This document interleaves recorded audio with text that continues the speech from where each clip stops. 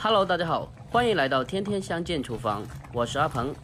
咖喱鸡相信很多人都吃过，也非常的喜欢吃，特别是里面的汤汁浇在米饭上，再拌一下，真的是超级的过瘾。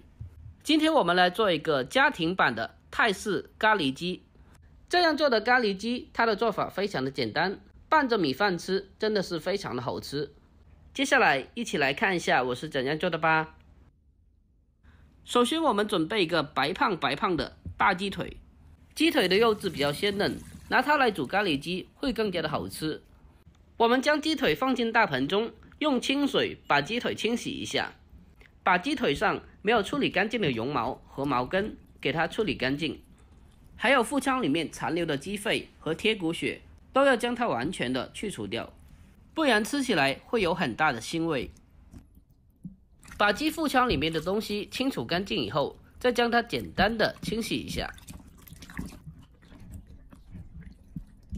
把鸡腿清洗过一遍之后，给它捞出来，放到另外干净的大盆中，然后再次的加水把鸡腿清洗一下。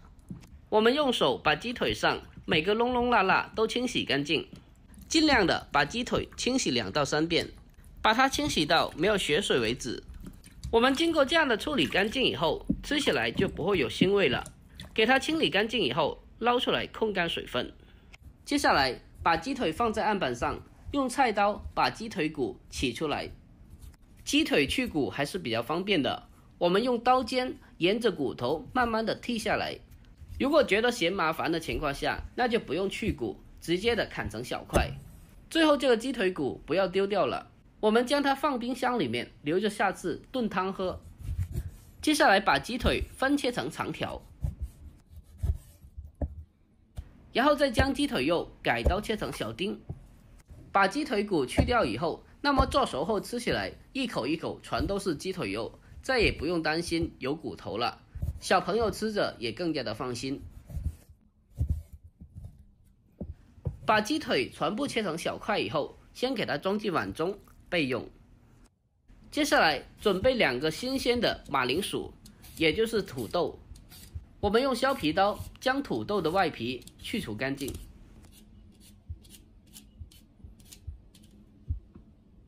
然后再把土豆改刀切成大概2公分的大厚片，接着再把它改刀切成长长的粗条，最后再将土豆切成小块。大小的话就好像我视频中这样的大小就可以了。将全部的土豆切成小块以后，先给它装进碗中备用。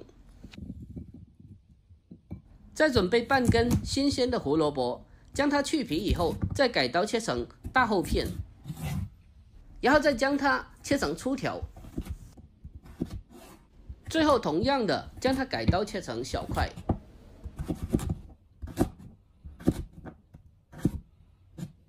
把胡萝卜全部切好了之后，先给它装进碗中备用。接下来再准备半个新鲜的洋葱，把洋葱的头尾切下来去掉不要，然后再将它从中间对半切开。把洋葱改刀切成小片。把洋葱全部切好了之后，先给它装进碗中。接下来开始正式的烹饪。首先热锅凉油，把切好的鸡块放进锅中，用锅铲给它摊开，利用中火把鸡块给煎一下。有些朋友肯定会说，那我要是不煎的话行不行啊？那倒也是可以的，不过煎过的鸡块吃起来的口感会更加的香哦。有些人做出来了以后吃起来不够香，那是因为没有煎过，或者是煎的时间和火候不够。我们需要把鸡块煎到微微的金黄，这样的鸡块就吃起来非常的香了。同时把鸡块煎香了以后，还能去除鸡肉的腥味，从而让鸡块吃起来的口感会更加的好吃。把鸡块煎到2面微微的金黄色以后，再把洋葱放进锅中，开大火给它快速的翻炒均匀，把洋葱炒出香味。亲爱的朋友们，视频看到这里了，如果我的视频对你有帮助的话，就伸出您的发财手，帮我点个赞呗。您的每个点赞和留言都是我前进的动力，在这里真心感谢您了，感谢您。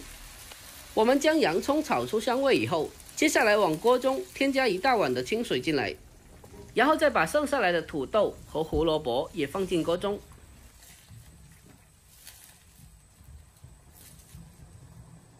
这时候我们再往锅中添加1大块的咖喱膏，用锅铲给它轻轻的弄碎，给它翻拌均匀。如果没有咖喱膏的情况下，也可以用咖喱粉来代替，不过咖喱膏的味道会更加的香一点。接下来再往锅中添加少许的食盐，其他的什么调味料都不用放了，因为咖喱膏本身是有味道的。这时候我们扣上盖子，用中小火炖煮20分钟，将里面的土豆和胡萝卜炖烂。A few moments later， 炖煮了20分钟以后，我们打开盖子来看一下，可以看得到里面的土豆已经是完全的炖烂了，而且里面的汤汁也变得非常的浓稠了。从打开盖子的一瞬间，隔壁家的王哥就跑过来看一下我到底煮什么菜，怎么这么香啊？这咖喱闻起来真的是超级的有食欲，真的是太香了。好了，关键的一步来了，这时候再往里面添加50克左右的椰浆，然后用锅铲给它轻轻的推动一下，把椰浆翻拌均匀。最后也是非常关键的一步，往锅中添加1大勺的辣椒油，然后用锅铲给它轻轻的推动一下，把它推开推散就差不多了。哇哦，真的是太香了，闻起来就非常的有食欲，我的眼泪已经不自觉的从嘴角流出来了。最后准备1碗大米饭，把它倒扣在盘中，然后再把做好的咖喱鸡盛在盘中，就可以美美的开吃啦，真的是太香了。就这样，一道非常好吃的咖喱鸡盖饭就已经做好啦。有条件的话，可以再撒上少许的黑芝麻，点缀一下。我们在吃的时候用汤汁拌一下米饭，真的是超级的过瘾。如果您也喜欢这道咖喱鸡饭的话，可以收藏起来，改天给家里人也试做一下。好了，今天的视频就简单的分享到这里啦。喜欢我的视频的，记得点赞、关注、留言并转发哦。我每天都会更新不一样的家常美食，关注我，关注天天相见厨房，我是阿鹏，我们下期再见。来宝，喵，过来，来宝。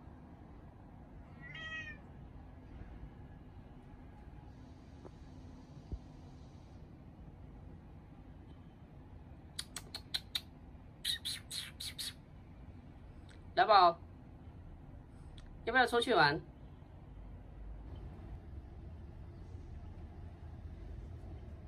打你，打你！